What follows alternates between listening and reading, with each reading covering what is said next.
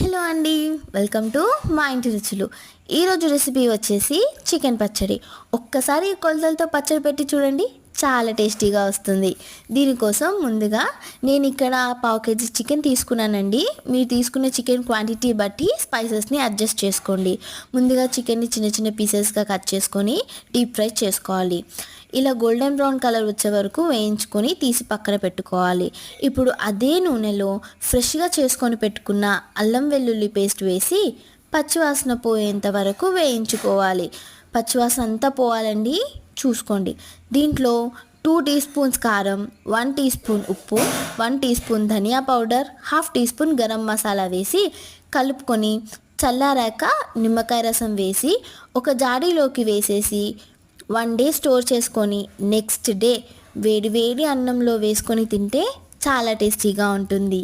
Subscribe చేసుకోండి.